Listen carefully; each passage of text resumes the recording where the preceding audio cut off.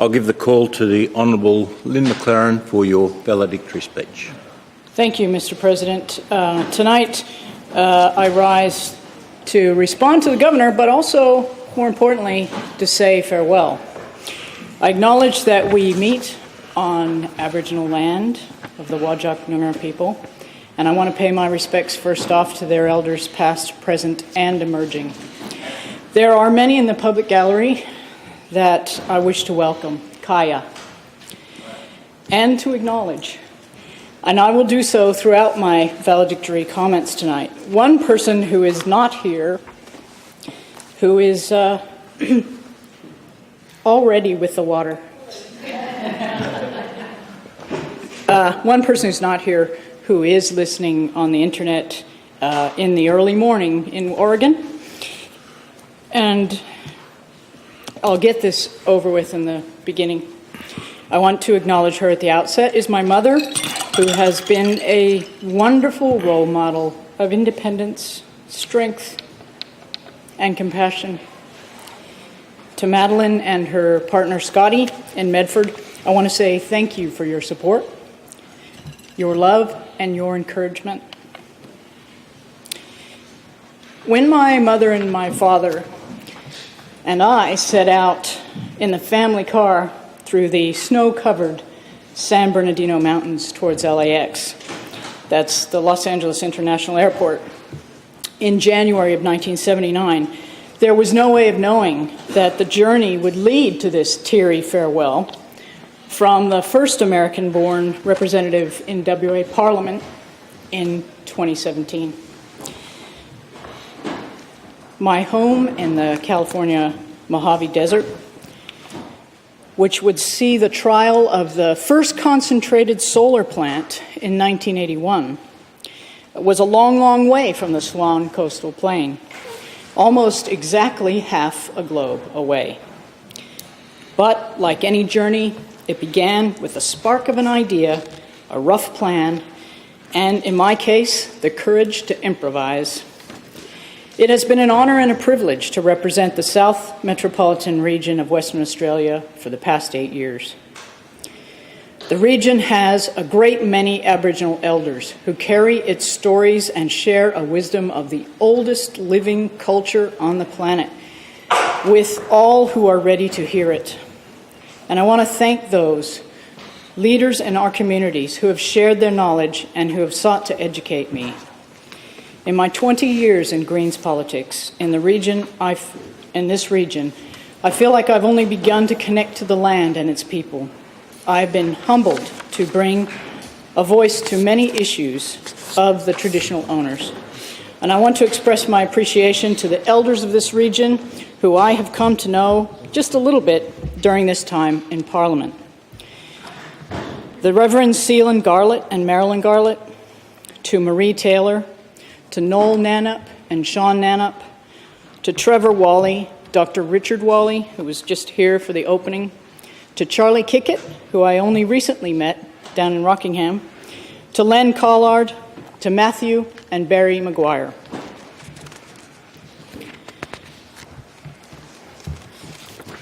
I also acknowledge some of the emerging elders and the wise women in our region, many of whom I hope will remain my friends, and some of whom I hope are with us today.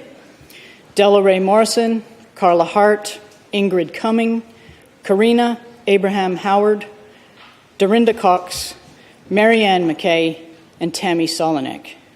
There are so many more, I cannot list them all here, but I want all to know how I respect you greatly, and I am in awe of your resilience in the face of seemingly insurmountable challenges. For the past 4 years, serving as one of only 2 Greens in Parliament, I've extended my reach to help people throughout the state, wherever possible. I have a long list of portfolios for which I was responsible to keep abreast of parliamentary actions and to maintain relationships with people and organizations. I note that many people joining us in the public gallery tonight are from some of these organizations. Thank you for your support. I just want to mention a couple of them because I saw them earlier. Food Watch is one of those organizations that I've worked with for a long time. Point Perrin for the People and Hands Off Point Perrin. There are people from the Safe Schools Coalition here today, the No WA Shark Cull Coalition, and social justice movements, animal rights organizations, wildlife carers, and local councils. This term has been incredibly rewarding and rich with experiences, and I want to just share some of those highlights of the 2013-2017 term.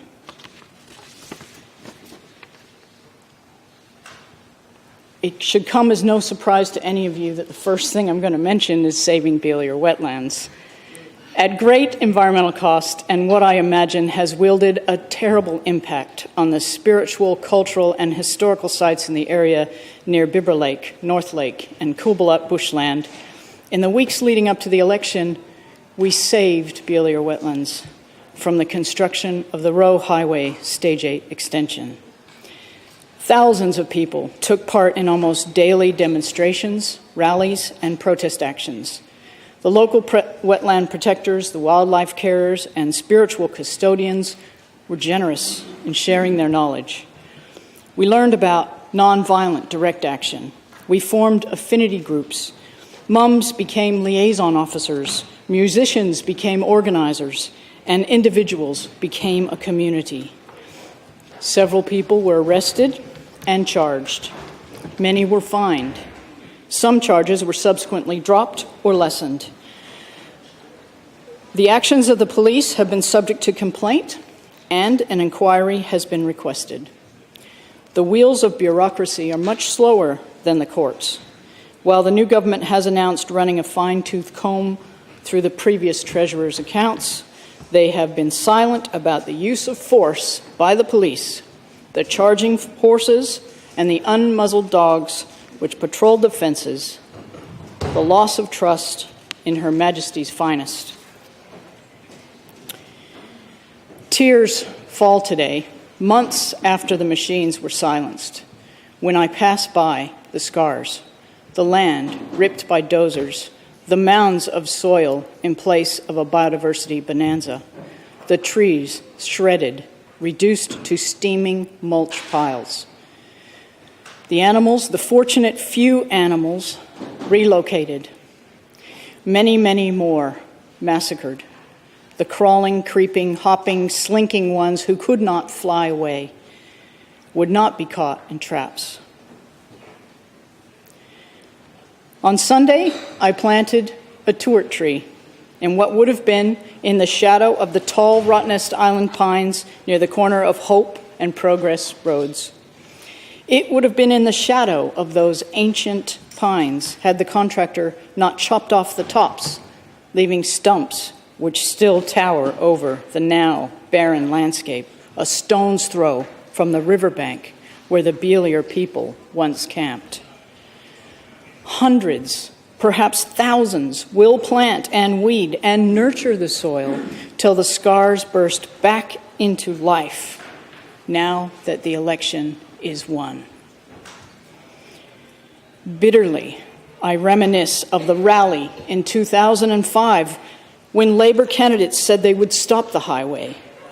Like marriage equality, it is well past time for them to deliver. From little things, big things grow. How long ago? It was 2004, and I worked for the Honourable Jim Scott when Mark Hingston, Joe Branco, Professor Phil Jennings, and Felicity McGeorge, who is now Bairstow, and a handful of others alongside the Noongars, so long ago defended this patch from the Stevenson-Hepburn planned highway. I recall Joe holding on to an EPA report from 2004, which said Row 8 should never be. They knew it then, and the Liberal Party in government knew it before, in 2016, when their pollsters reported their party's demise before the bulldozers and the police were deployed to destroy and to defend the destroyers. I have to say it. This is my last parliamentary speech, and I have to say it. Shame on you. I have looked into the eyes of those very young girls and boys who came to their beloved wet bushland, wonderland, nature playground to watch the machines rip it apart. They hoped it would stop because their parents were protesting. I know the cost of your policy, the lack of vision, the alternatives, the respect for nature, and now perhaps you know it too. Perhaps because you so comprehensively lost the election, you will rethink the link. The lost boys, the once liberal members of Jandakot, Southern River, and Bicton are among those who paid the price. I am reminded of a verse. They would not listen. They did not know how. Perhaps they'll listen now. Over my time in Parliament, I've been an ardent advocate for planning with environment at its heart. And because of the significance of the Row 8 campaign in the state election, I just wanted to outline our tireless work.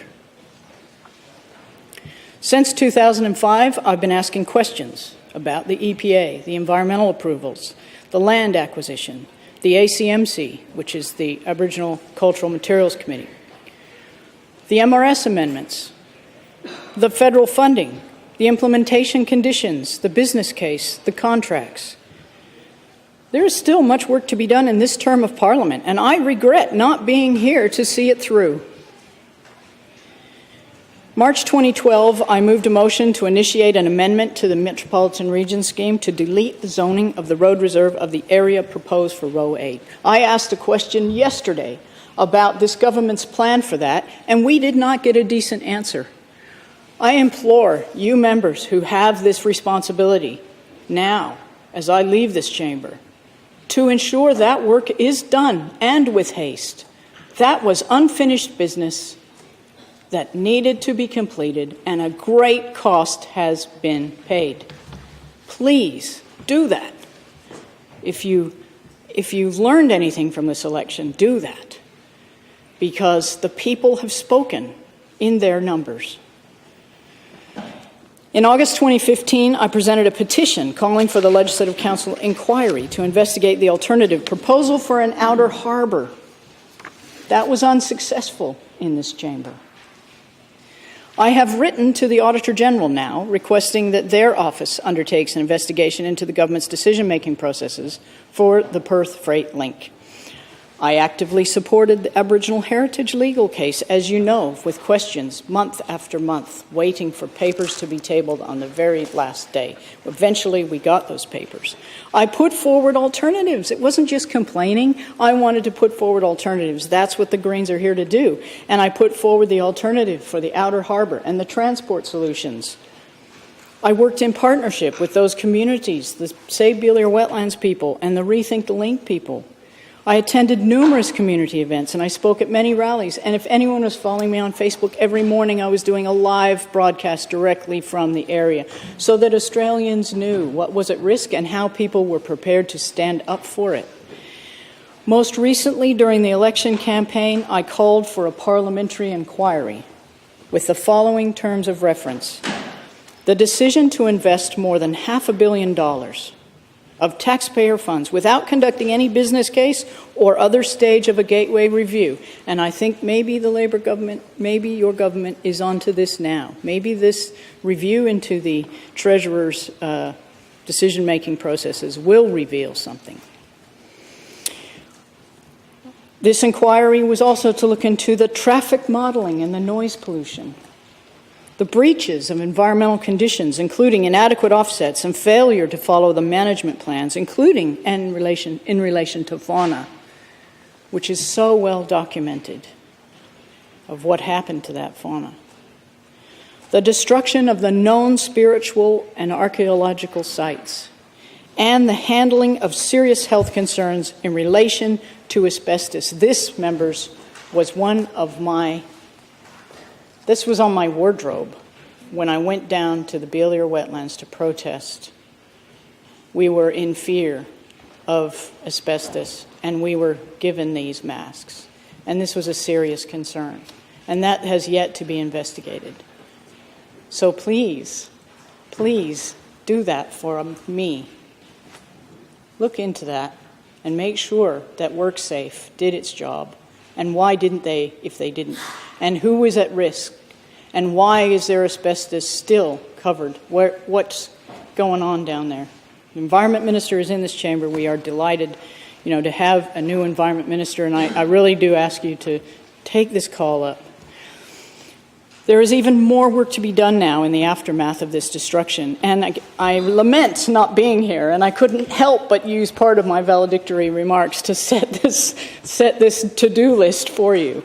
It's hard for a Greens activist to, be in a position like this, to be able to voice concerns and bring issues to the Parliament, and then be no longer here, be silenced. Next week, I'll be silenced.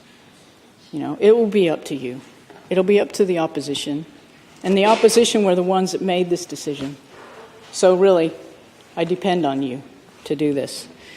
Now, there are many people. There were 213 arrests made. And think about that. 213 people were arrested trying to stop something from happening, which as soon as the government got in, said they weren't going to do. So what justice is there for those 213 people who acted in the public good, whose actions were vindicated, I would argue, in the end? Each one of them has a record of assault or trespass. What happened? Let's think about those 213 people who were courageous in their activism. The legal team supporting the people who were arrested are calling for a minority of the police who they believe acted unlawfully to be investigated. And more importantly, a thorough investigation needs to look into the systemic issues that was raised, the culture of policing, the hostility towards nonviolent protesters, and the way that people were targeted and vilified. And I saw this myself. No police force is perfect, but let's not look away.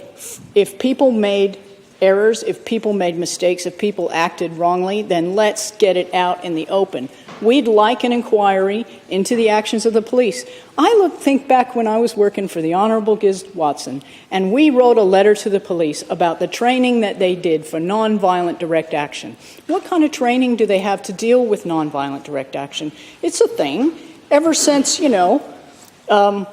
the 60s, people have been, possibly before, I think I mentioned it in my Peaceful Protest speech, but people have been practicing nonviolent direct action for centuries. Our police should know how to deal with it without going over the top with horses in your face. That's not asking much. I can see that the former Minister for the Police is here, and I know she is listening intently, and I hope that she, in opposition, maybe has an opportunity to look at this. I have a list of the charges. Obstruct police officers. One person was arrested for that. 73 people were arrested for trespass. There were 63 charges for trespass and obstructing public officers. There were 14 arrest warrants. But the rest of them, disorderly behavior, breach of a VRO, 1, criminal damage, no authority to drive. So this culture, if you watch the news, you would think it was like the mafia out there. These are moms and dads. These are moms and dads and students and public servants, and they're all just trying to protect this little piece of bushland, and it was well over the top, that response. Enough said. I just wanted to put on the parliamentary record that there is business to be done, that part of my career has been to try to protect the Beale Ear wetlands, and that on reflection, in spite of everything we tried, we didn't get anything achieved until the very end, the 11th hour.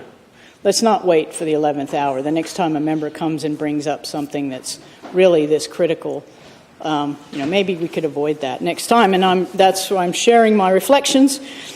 The other big thing that I have to talk about was stopping the drum lines.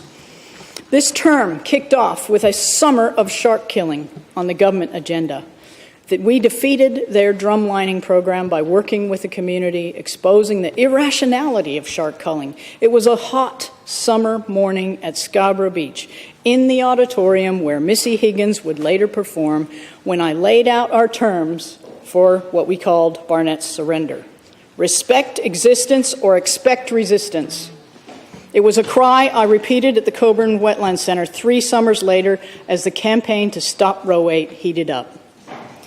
In true Australian style, we met them on the beaches in 2014, first at Cottesloe, where thousands gathered in the largest protest rally we have seen since the 1998 Save Old Growth Forest rallies.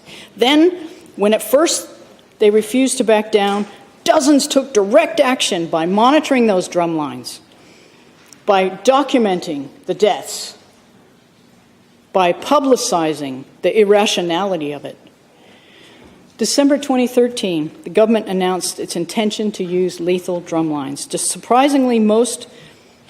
surprising most community and marine stakeholders. The first rally at Cottesloe Beach on the 4th of January 2014, organized in days by concerned scuba enthusiasts and other ocean users. 6,000 protesters were at the rally of Cottesloe Beach on the 1st of February 2014. That was an amazing time. I was so blessed to be there. Early in 2014, Sea Shepherd attempted to secure a court injunction to force the government to suspend its policy, and the Greens called for a motion to revoke the exemption to kill protected sharks given to WA. The EPA received hundreds of submissions asking for it to assess or reject the EPA drumline trial. The chair, who is no longer there, but Paul Vogel, to his credit, said the drumline trial, first he said the drumline trial would not be investigated as the environmental impact would be negligible. But then he had to do it. He eventually did it, and he said it was environmentally unacceptable. The shark culling was unacceptable. The drumlines were removed at the end of April 2014 after 172 sharks, including some makos and other species, but mainly tiger sharks, had been captured. About half were released due to being too small, and the rest shot or expired on the drumlines. In July 2014, 30,000 people, 6,751 submissions, and 2 petitions signed by 25,000 people responded to the EPA in regard to the government's plan to continue using drumlines for another 3 years. Intense lobbying and awareness raising by community, by the Greens, and state and federal politicians included an excellent forum on more effective alternatives to mitigate shark hazards. In September 2014, the EPA recommended WA shark drumlines not be implemented. The Premier conceded defeat. The Greens challenged the effectiveness of the so-called imminent threat guidelines that were rebranded as a serious threat. This is the one where they go off after an attack and after a shark bite incident and then try and find the shark and kill it. Thankfully, that too with this government is a policy of the past. But at what cost? At what cost? Governments need to listen, not just at elections. Not just at elections. Since 2000, 15 people have died as a result of a shark bite off the WA coast. There is general recognition by both the ALP and the Liberals now that killing sharks does nothing to make people safer. Instead, a range of other measures, including real-time alerts, improved emergency responses, shark education and awareness, and personal and area-based protective technology to suit different coastal locations and ocean users are the way to go.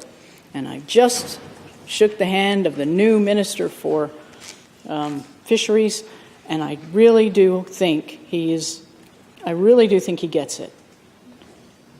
I really do. But we need to make sure, because the law isn't good enough. Other successes of this past term include the defeat of forced amalgamations. We also protected peaceful protest by stymieing the bill in the upper house. How long? 18 months? Yeah. I want to thank Irma Lockman and the people who formed a coalition of groups to oppose criminalization of democratic protest. And it could be dramatic as well. But yes, we did a good job there, and I noticed the police minister again is here. But we did feel that that was a bridge too far, and we weren't alone. In the end, we had the United Nations human rights experts read out in this House. So, obviously governments try things, don't they? And you need to have a strong opposition. You need to have people who are alert, people who are, experienced, people who have been here and done that, people who care. So another thing I want to mention today, and I know it's because probably the Minister for Road Safety is also here, is the former minister, is the Meter Matters bill. So we had several deaths on the roads from people who were riding a bicycle. What do? Well, I put a bill up and I said, let's be clear about the law. And I did that because there was a national campaign calling for that. And I said, hey, we could do that in WA. We want to protect people on the roads. Let's do that. Well, now, after the election, government's interested in doing that. Why did it take all that time? 2012 was the time when I introduced that bill. And several people died on our roads. So let's just, think about that. And I want to thank at this time Toby Hodgson, Matt Fulton, Sarah and Craig, and all those who backed this campaign, including the Over 55 Cyclist Club. Maybe now I can join you on a bike ride. Now, the other thing I need to mention, of course, and I already mentioned this today, is the GMOs. We had a speech today honoring the memory of the Kim Chance, the former agriculture minister. So that gives you an idea that this issue, too, has gone on for years, for successive governments, Liberal, Labour, Nationals, all been involved in this. And the Greens, thank goodness. The Greens in the balance of power actually did a great job in holding off GMOs in this state for many, many years. This too is a campaign that I worked on for many years. And, it's hard to let go of these campaigns. I'd love to continue working with this. There are many campaigns that are still waiting for that moment when they finally meet their goals, like the food and farmers' rights movements, who are still toiling to make a GM-free WA possible. And I worked for years, and I want to thank Steve and Sue Marsh, Janet Grogan, Maggie Lilith, and Shirley Collins, and in particular Bob Phelps from Gene Ethics, and Madge and B. Winfield, and there's another long list of dedicated farmers who we've stood beside. And, there's a march coming up for this. So if you're keen about this, there is a march coming up, I think, on the weekend. And many thanks to my former research officer, the multi-talented Louise Sales. She supported me so well through that campaign. We've lost her now to Tasmania, I think. But I want to thank her.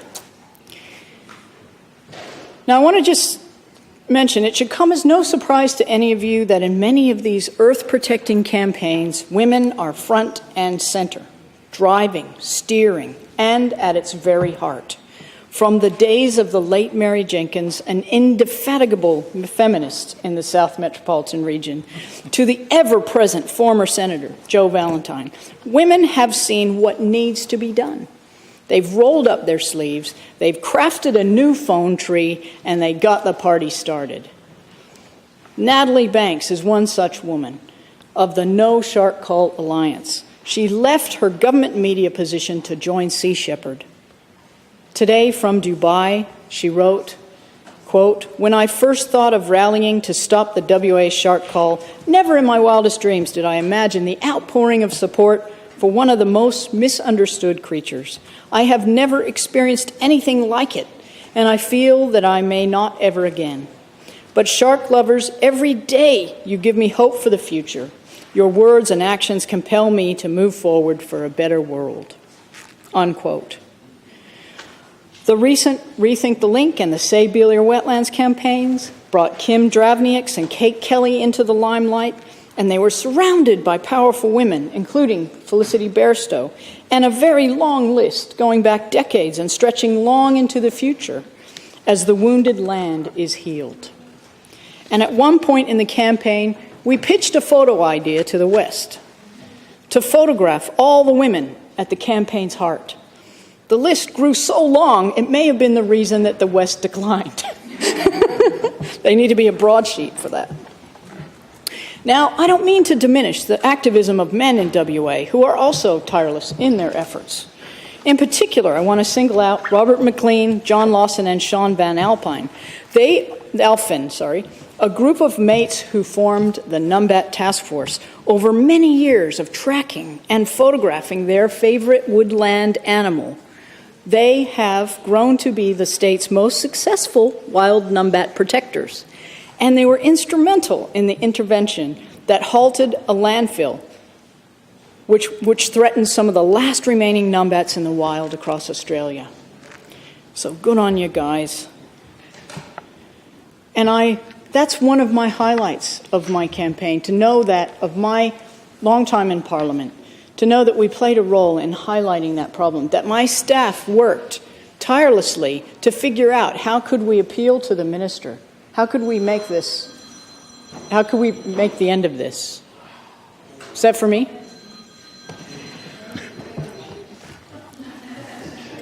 For Drew. Thank you. Take a message. There are so many campaigns and so many women at the heart of them. I cannot possibly do justice to list them all, but I want to make mention of the animal justice campaigners. Katrina Love and Sandy Ronsley of Stop Live Exports, who I've worked with for years, Amy Wilkes of Animal Amnesty, and today, Alana and Andrea of Free the Hounds were at the steps giving us that petition. But the list goes on and on and on. And I just want to now express my thanks to them for working with us, for giving faith in us, and for trying to make this a better place for creatures that don't have a voice. And I want to acknowledge the many, many people across the state who have tried to save mature trees, including Leisha Jacks, who I met at her activist debut at a rally for the campaign to save the trees at Charles Riley Oval. Working in my electorate has given me an opportunity to help many of my constituents. Among the individuals we helped is a public housing tenant who was bullied, possibly by her neighbors, and I saw the scorched entryway to her small apartment and listened as she recounted the trouble she experienced getting someone to listen, someone to help. We did help.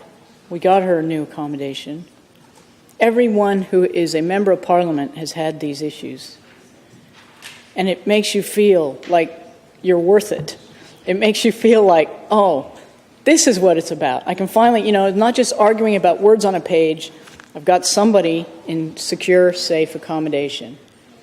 So I am so grateful for those opportunities.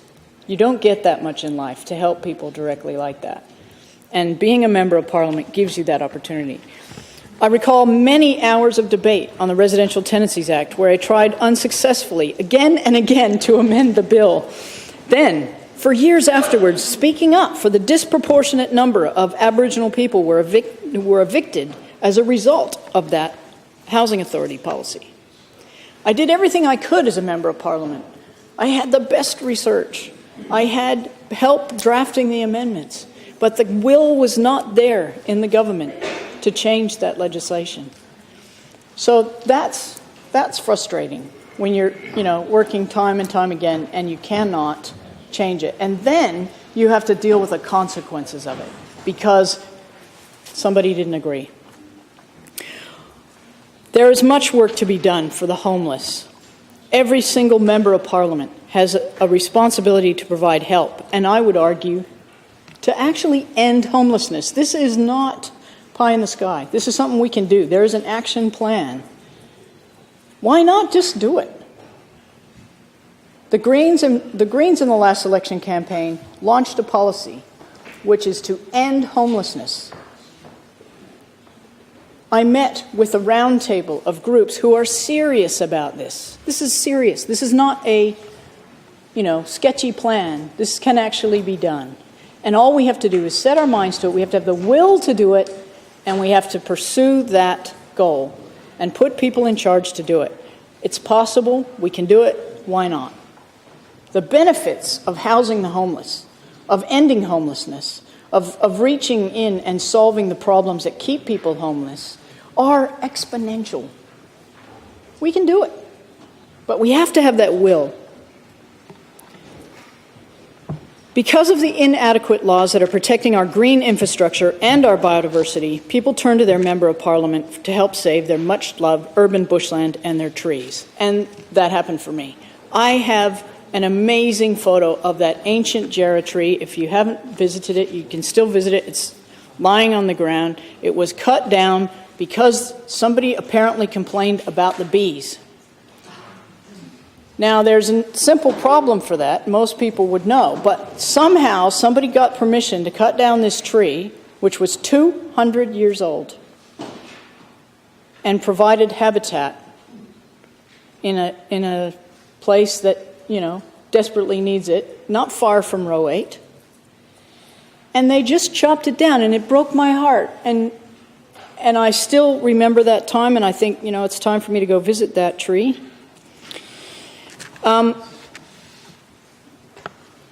Stories like that are rife throughout our area, throughout the metropolitan region in particular, where people love their local trees and they're knocked down. The law needs to be changed. We have to be able to protect these trees. We have to find some way to protect mature trees on a grand scale, because our biodiversity is being destroyed right before our eyes. I remember saying it in 2009 when I first got elected. We've talked about it a lot over the last 8 years, but nothing's changed. I'd like a model local law that protects mature trees. I'm not here to fight for it. Please. Please. Thankfully, Robin will be here. It's on his list. He's now. Now, there were lots of other issues with, lots of other local issues with trees. There was a Healy Road tree. Oh my gosh, I made such good friends, saving this tree, which was being hacked away, was going to be lost. A big branch was taken off. And it's a community coming together to protect an asset, to protect amenity, to protect something they value. It's a wonderful thing. And it happens everywhere. Doesn't matter if you're a Labour member, a Liberal member, it's happening in your area. And the next big thing is probably going to be Underwood Avenue. So I'm hoping that members... and Lath Lane. I have to just mention Lath Lane because Vic Park, where we have one of the most senior members in Cabinet who protects Lath Lane, and Lath Lane is in our South Metropolitan region, and the Eagles built an oval and knocked down some trees. And it is a tremendous loss to the community in that area that has not been addressed. And it's death by 1,000 cuts.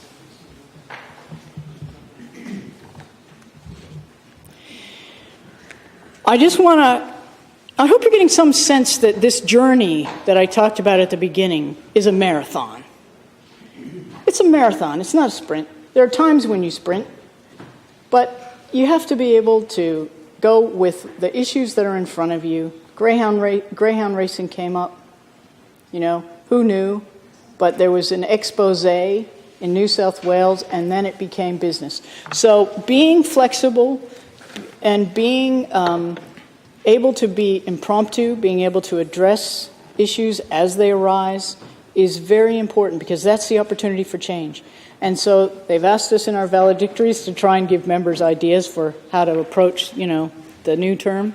And I would say that was the most successful strategy I had, where you are able to retool and address the issue that is the hottest issue of the day at that time. Sharks is a perfect example. Who knew that I was going to be a shark champion? But it's important that you respond to the issues of the day. And I want to thank the Greens in other states because through this 8 years, I have worked collaboratively with them. I have truly enjoyed working alongside them on campaigns to improve our society, to protect the planet, and to be a voice for the voiceless. Thank you to my friends and colleagues in the Senate and in the state parliaments and in Green groups. I particularly want to acknowledge just some of those Greens MPs I've worked with over the years who've stood up for animals. Christine Milne, Lee Rhiannon, Tammy Franks, Maureen Faruqi, and the late John Kay and Sue Penneque have all been my comrades who have, shared my pain and shared private members' bills and, worked across state boundaries in order to collaborate. And when you're a minor party and there's only a few of you, working together across state boundaries, was a really successful strategy for us. And it's only because of our common bond and our common goals in green politics that made that possible.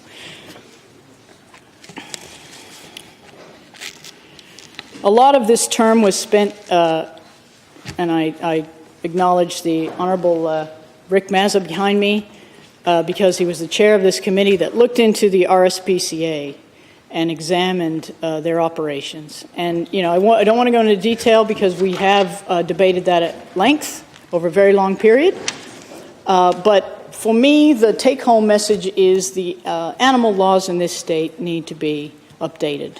And I'm hoping that the Animal Welfare Act is reviewed in this term and that it is strengthened, not weakened, but strengthened across the board. And I'm hoping that, I read that in the paper, if I'm reading the paper, possibly online, that the Animal Welfare Act is reviewed.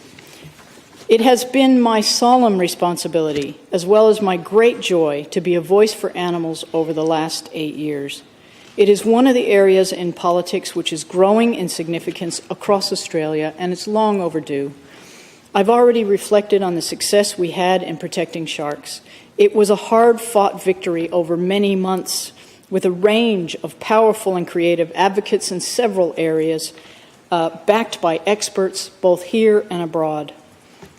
But if only the law had been strong enough in the first place to protect them.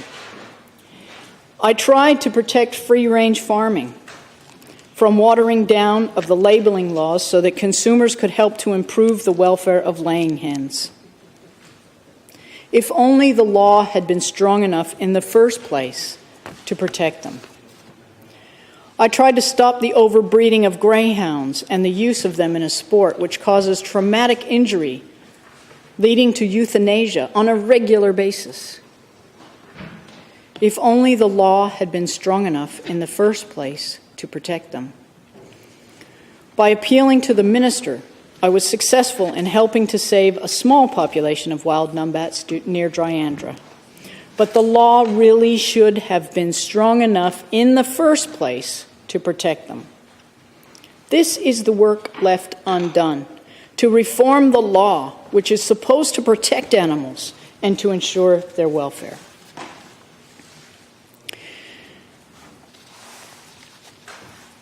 I want to thank you, Mr. President, for your wisdom and leadership over these years. There were times when you saved me. I'm thinking of the time when a first reading of a bill was challenged, and it was quite a moment for me because I was afraid that I was not going to be able to read in this bill, which was really important to me. And in your wisdom, you took it offline, had a good look at it, and came back with a very measured ruling. And I have felt safe in your hands, and I wanted to thank you for that. And I'm outgoing too, so that's not. I want to express my appreciation to the members of the opposition who worked with us over 8 years, gave me fulsome briefings when required, even tried to, and sometimes if our values crossed, which they did in the biodiversity and conservation bill, you worked with me, and I appreciated that. I think that, and another member's already mentioned it, when you come from a position of respect, anything is possible. And I offered that respect. I worked with the Honorable Kim Chance. Maybe that's why he taught me that. But when you start from a position of respect, you can go places. And even if we disagreed on many policies, there were many ways that we worked together collaboratively. I will mention some of those as I go on. I want to thank also the members of the Nationals, particularly Colin Holt. It's been a pleasure to work with you over these 8 years. Tearing up? Why is that? But, I knew Colin before. I had met him when I was working at Waycross. I think that's why. And so I knew, we had this common understanding about community services and how difficult it was in the regions. I've always felt we were on a committee together, and I've always, enjoyed working with you. And, if I miss you, I'll call you. You've got my number. I do. I do have your number. I might give you a few questions to ask. Yeah, good. The work we do is mostly determined by the government of the day, who control the agenda and they set their legislative priorities. In Parliament, I debated 92 bills this term. I'm glad you were paying attention. And 38 in the previous term. That was a bit light on because there was 4 of us. I did a total of 130 bills. I moved several amendments, and in the last term, 2 of them were passed. That was exciting. I developed 4 bills of my own. And I had carriage of the Greens biodiversity bill that was introduced by the former member, the Honourable Giz Watson. So I've had quite a workload, and I'm going to mention it here. I'm looking forward to a break. I have thoroughly, applied myself to the task at hand, and it's given me an energy to approach it. But it's a lot of work, and especially when it's on a million crime bills and 1 or 2 environment bills. It was a hard slog. But, I enjoyed it. I did enjoy it, and I did try and apply myself to it, as the now leader of the opposition has, acknowledged. My ability to assess and consult with stakeholders about and debate legislation relies very heavily on my research team, who are also tired. And I want to thank Lee Sinclair, I know she's here tonight, for her tremendous wisdom and her organizational skills, and her unflappable way of being. You need someone like that around you. Lee makes deadlines look easy to meet, and she still managed to keep her young family at school and at sporting events. And I even felt supported by Darren, her partner. Lee kept all the balls in the air and has been my supportive friend in difficult times. I am so glad that we shared that office at Waycross way back when. I also want to acknowledge and thank research officers Caroline Perks and Denny Lawrence for their expertise and the wonderful contributions that they made this term and the previous term.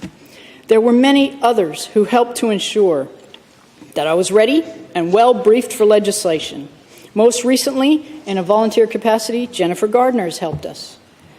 Though I can't name each of you at this time, your assistance to me in my role and your generosity has been deeply appreciated. We scrutinized the government in every way possible.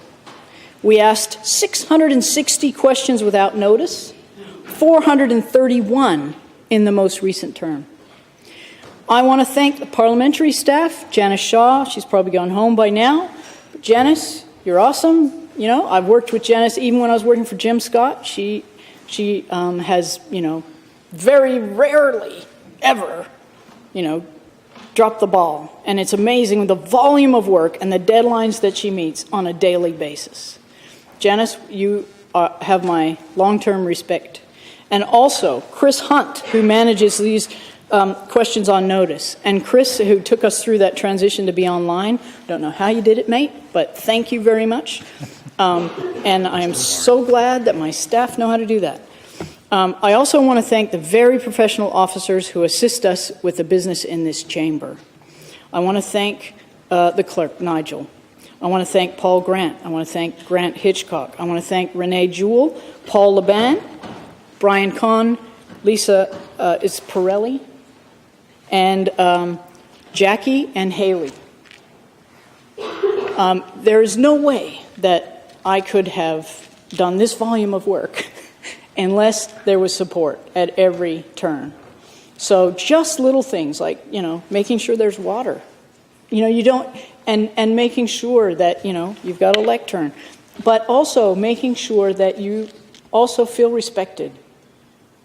Because sometimes you get a bit argy-bargy in here, and they are a great neutralizing impact of just, knowing that, you can look at someone and say, can you just, give me a piece of paper? So I served on the legislation committee this term, and the Honorable Ron McSweeney was our chair. Thank you very much. It was a pleasure. Well, it was tough being on your committee because we had work to do. We did 15 reports. I think I managed to substitute out for a couple of them. But that was a lot of work, and it was very, very detailed work. The demise of the crown. Talk to me later about that. Yeah. The Honorable Donna Farragut was on the committee as well. Yeah. So I also served on that select committee into the RSPCA, thanks to the Honorable Rick Meza, and I want to thank the committee officers that supported all those committees. Mark Warner, Samantha Parsons, Alex Hickman, Suzanne Valletta, Neem Corbett, and Denise Wong. There are so many people in the background, and I have felt, over the last 8 years, the professionalism in this place is outstanding. And, I just checked that Hansard got that, because if it's not in Hansard, it never happened. And Hansard have been tremendous for me. Some of them have problems with my accent, but we've managed to make most things, even better than how I'm saying them, which is nice. Thank you, and I appreciate that. Over this time, I have hosted 3 Pride at Parliament events. And those Pride at Parliament events have been supported by every other party here. I see Martin's nodding. Thank you very much for co-hosting. Jackie co-hosted.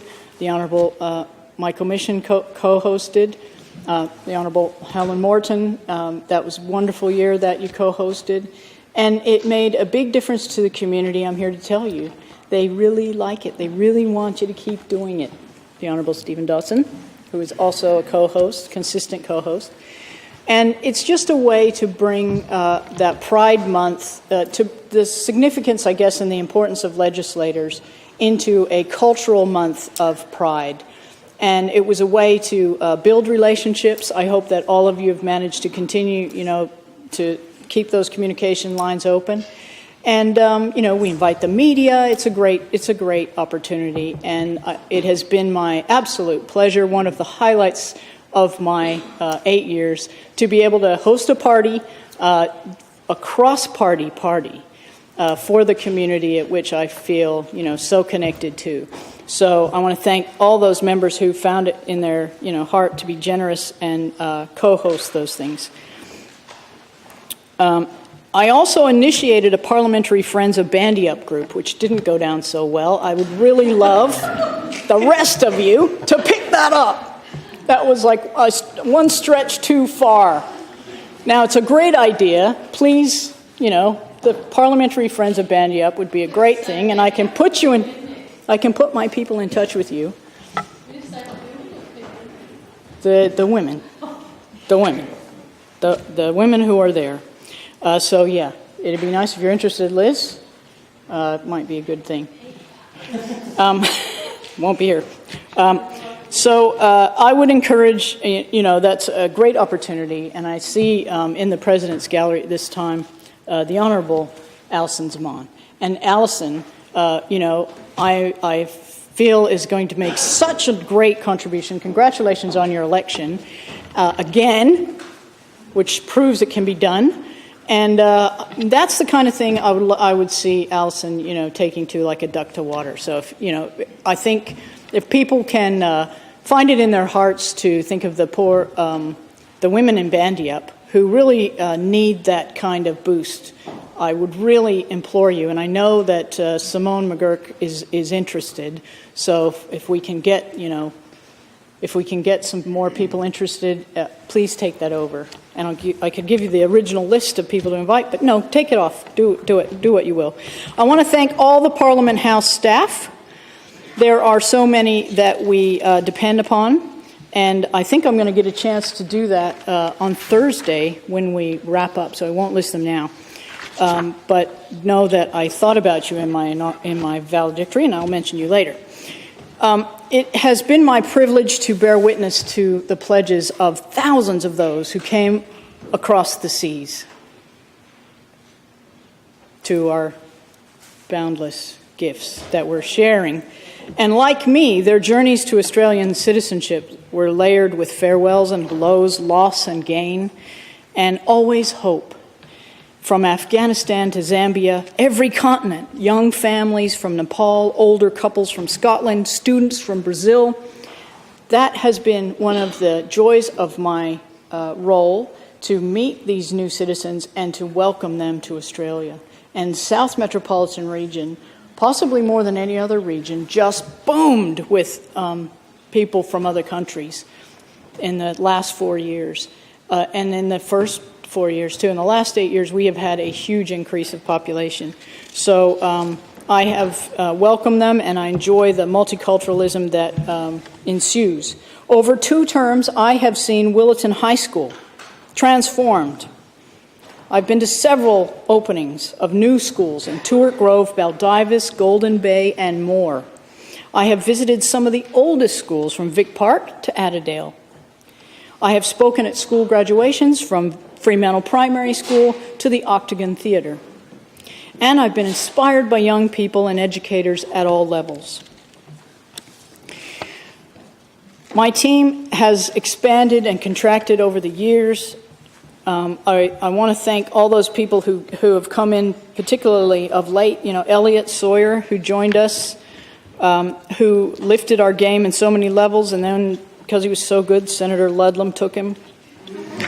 And Connor Slight, who we stole from Robin on his day off, who helped us, with amazing audio visuals and great work, in our social media. I want to thank Nadine Walker. Nadine came to my team early in the term, and she really, made a big difference during the Shark Call and through our marriage equality work. And of course, Senator Seward took her because she was awesome. So now Nadine is working with the Senate team, and she's doing an outstanding job, and I do occasionally get to see her too. I want to thank Wanjiku, who was with us a short time, and I still see her, and she made a big difference, to our team, and I really miss her. And in particular, I want to thank Nina Jurak, who Robin has working in his office, and Nina kind of helps us to keep in touch with Robin and, make sure that we're all, working together. But she has helped me, too, in my selection of staff, and she has long experience that goes back to Giz Watson. These people I am going to miss. I'm going to miss so much, but maybe we'll actually have coffee with each other sometime. I want to say there is nothing like winning an election. But I'm here to tell you that the converse is also true. Losing an election is a uniquely unwelcome experience. To those 32,100 South Metropolitan voters who put the Greens first, above and below the line, I thank you. I know you did it. You don't have to apologize. I appreciate it. But we didn't get over the line. We increased the percentage of voters who chose Green first. To get over the line, we needed 49,384 votes. Can you believe it? Nearly 50,000 votes in South Metro you needed for a quota. And it's more than any other region, by far. Not North Metro, but, it is more than most regions. It seems even more unfair when you look at those first preference voters in the other regions who did deliver their Green representatives. So 33,448 people in North Metro of a quota of 47,782 have a voice in Parliament. 29,810 are about to have a voice in the Honourable Tim Clifford, who was recently elected to the East Metropolitan Region. They have their Greens voice. There are 13,179 Southwest voters who will have a voice as of next week in the Honourable Diane Evers, who again is joining us in the President's Gallery. And she will bring once again a rural voice into this chamber. The mining and pastoral region, again, never say die, Robin Chapel, here again, representing the Greens in the mining and pastoral region. The system is not quite perfect, but it has resulted in the Greens doubling our numbers, which is the result we would get if we had true proportional representation statewide. So, on balance, even though personally it's a bit gutting, it's a great result for the Greens. This isn't the only problem with our electoral system, this, number of people that elect you. And it was revealed in the cold, stark light of that day on March 25th, the day after my birthday, when the results were declared in South Metro.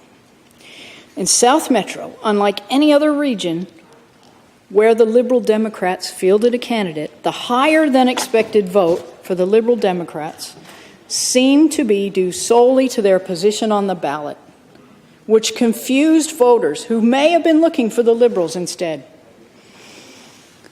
Preferences flowed to the Liberal Democrats from a starting position of just 13,000 first preferences.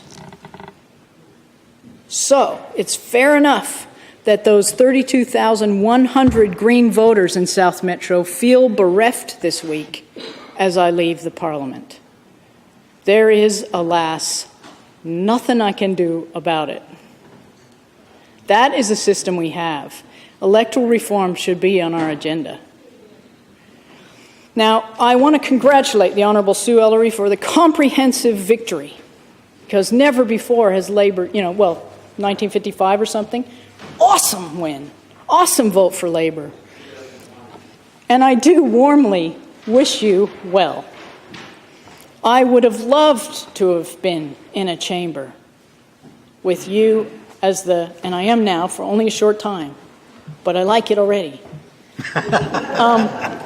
But I would have loved to have, served in a parliament, in a Labour government. Every time Labour gets in, they push me out. 2005, same thing happened. So that's a bummer. And to all the incoming members, and especially the 4 Greens, and the Never Say Die returning Honourable Robin Chapel, I congratulate you. In the weeks since the election, I've been handing over a wealth of material to this awe-inspiring team.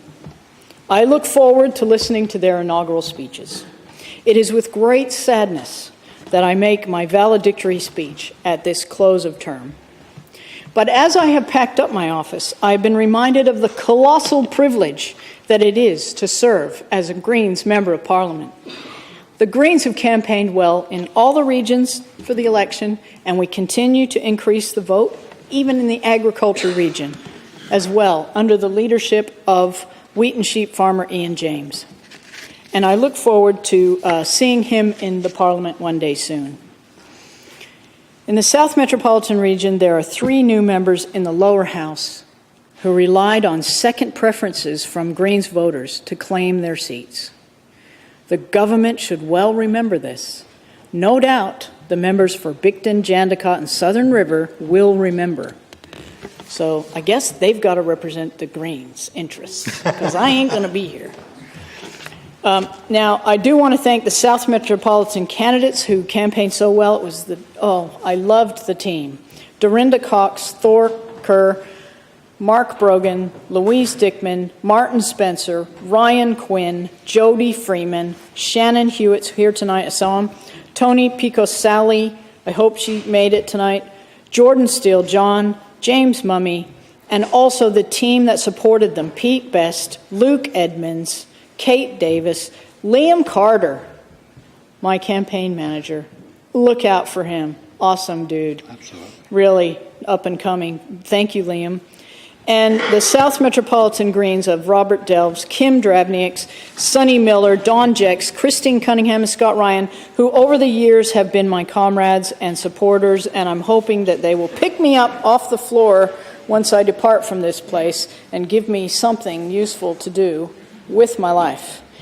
The Greens co-conveners and election campaign committee, the fundraisers, the media team, the policy group. I can't name them all. Hopefully some of my colleagues, as they're incoming, can name them. But I want to thank you. You know, it has been my absolute pleasure to be a Green in Parliament and to carry that mantle on behalf of them all. We may never pass this way again. My most important role, drink water. My most important role now is caring for my partner, who is being treated for metastatic breast cancer. She says an unwelcome visitor.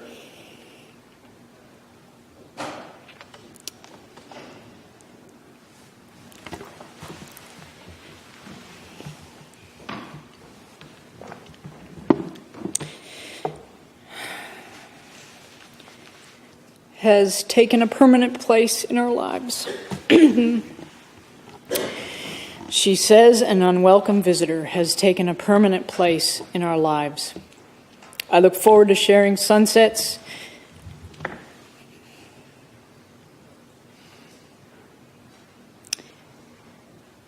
and pottering around at home on the weekends. Sarah and I were married late last year.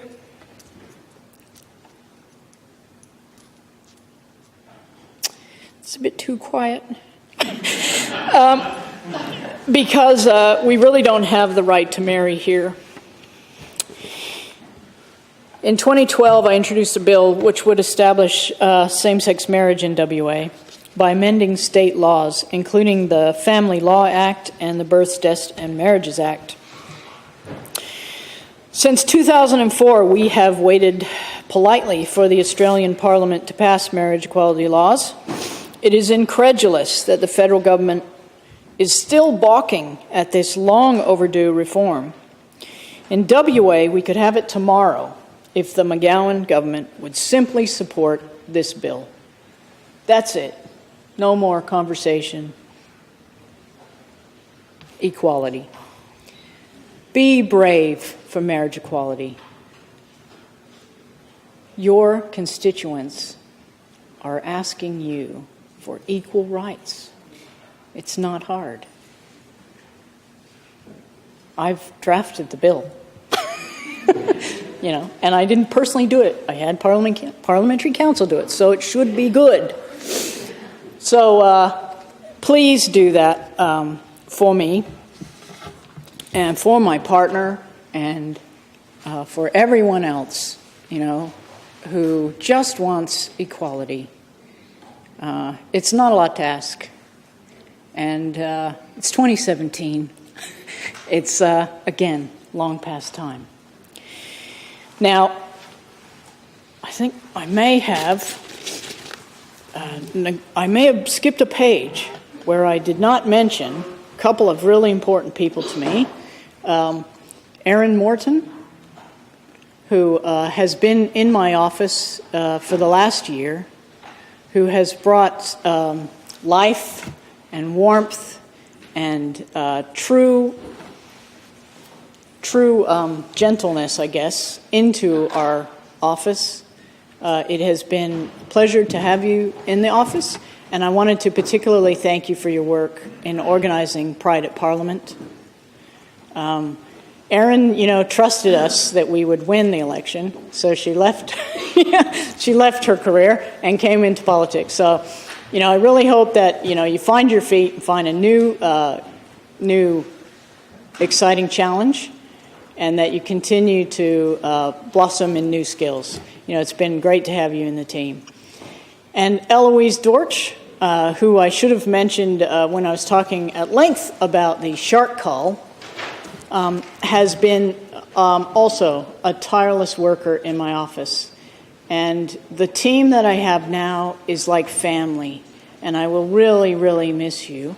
It has been, I can't say it enough, it's just been so lovely. And we've all gone through tough times together. And I appreciate you being there for me to not only make sure that I did my job well, but also kept me, human, and kept me reminding me that sometimes I do have to have a break and spend time with Sarah. So I really do appreciate the team that I've had and how you have supported me. And I see Kyle there. I appreciate you too, Kyle. It's been great to be in your life these last 5 years, and it's great to see you there. And I hope that you get an opportunity one day to be down here and, maybe, hopefully, we will have already had marriage equality and, be looking after mature trees and all those things. I'll do a lot of that work for you.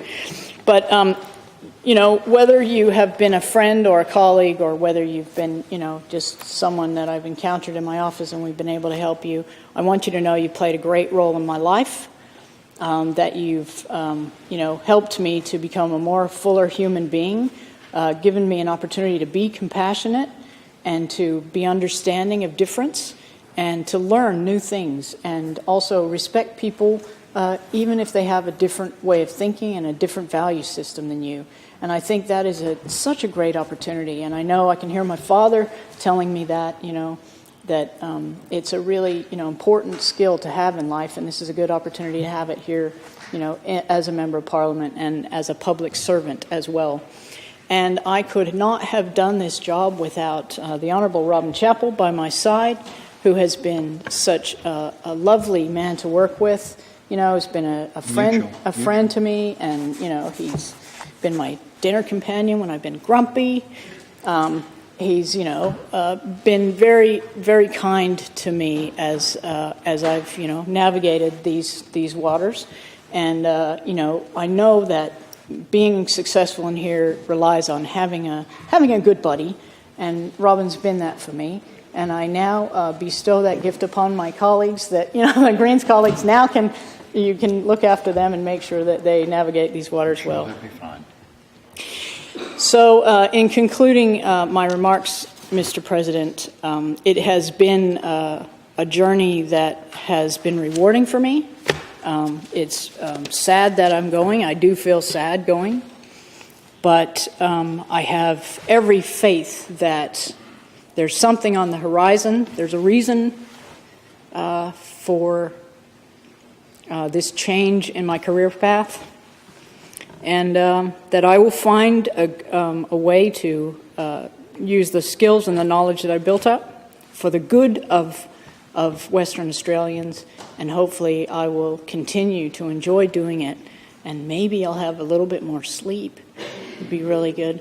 But I will hopefully find some way that I can repay the citizens of Western Australia for the faith that they put in me and the tremendous opportunity they've given me to represent them in this place.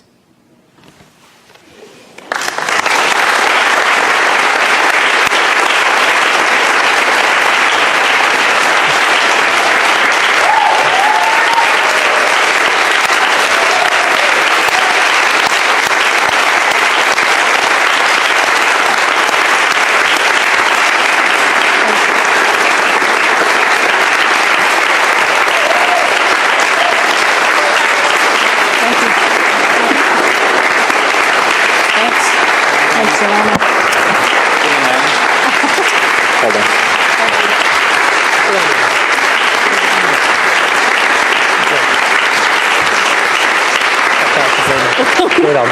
Thank you. Thank you very much. You're awesome.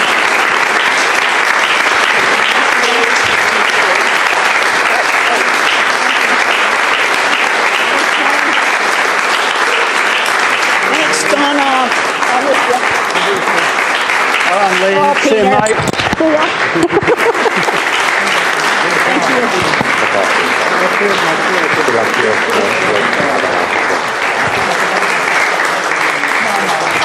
Good job, well done. Uh-oh. Still going. Thanks, Right. Ellen. Good on you, Lynn. Well done. Thanks, Rick. No worries. Take care. Thank you, members. Indicate that the next speech is going to be an inaugural speech, so I'd request that everybody in the chamber, in the gallery, respect that situation.